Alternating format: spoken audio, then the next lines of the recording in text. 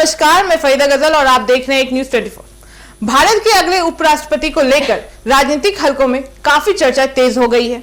मौजूदा उपराष्ट्रपति जगदीप धनखड़ का कार्यकाल जल्द ही खत्म होने वाला है, इसलिए नए उपराष्ट्रपति के नाम को लेकर अटकलें लगाई जा रही हैं।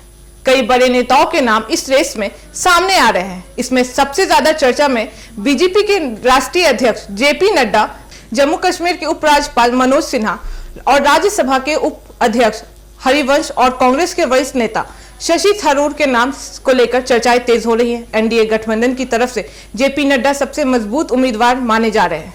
इसकी सबसे बड़ी वजह यह है कि वह लंबे समय से बीजेपी के साथ जुड़े हुए हैं और संगठन में उनकी अच्छी पकड़ है।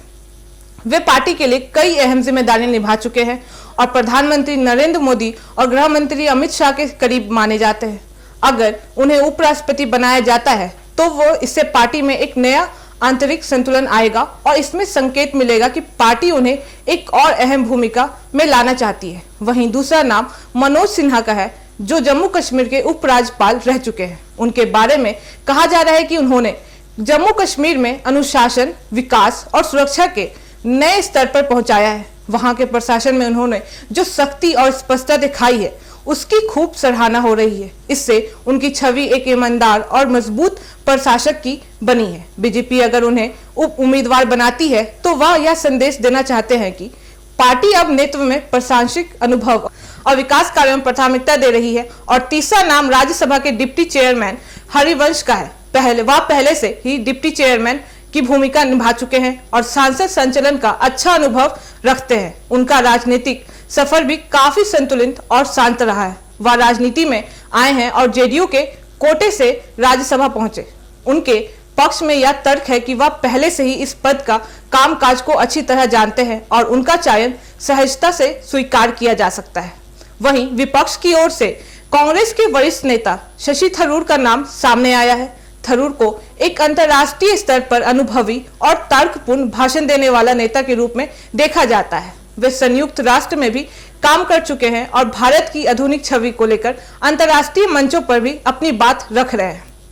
विपक्ष अगर उन्हें उम्मीदवार बनाता है तो वह यह दिखाने की कोशिश करेगा कि वह लोकतंत्र और विविधता के मूल्यों को अहमियत देता है। लेकिन थरूर को उम्मीदवारी को लेकर विपक्ष के भीतर ही अभी एकजुटता नहीं दिख रही है, क्योंकि विपक्षी दलों के बीच तालमेल की कमी नजर आ रही है। हालांकि अभी तक किसी भी नाम की आधिकारिक घोषणा नहीं हुई है। सारी खबरें फिलहाल चर्चा में है, राजनीतिक दलों के भीतर चल रही है। राजनीतिक बैठक और आंतरिक विमर्श पर आधारित है। उपराष्ट्रपति का चुनाव सिर्फ एक संवैधानिक पद भर नहीं है, बल्कि यह तय करता है कि संसद के अगले 5 साल किस दिशा में जाएंगे। उपराष्ट्रपति राज्यसभा के संपत्ति भी होते हैं, इसलिए उनका भूमिका बहुत महत्वपूर्ण होता है। एनडीए गठबंधन को लेकर इस समय संसद में बहुमत का फायदा हुआ है, इसलिए ऐसा माना जा रहा है कि उनका उम्मीदवार जीत के ज्यादा करीब है।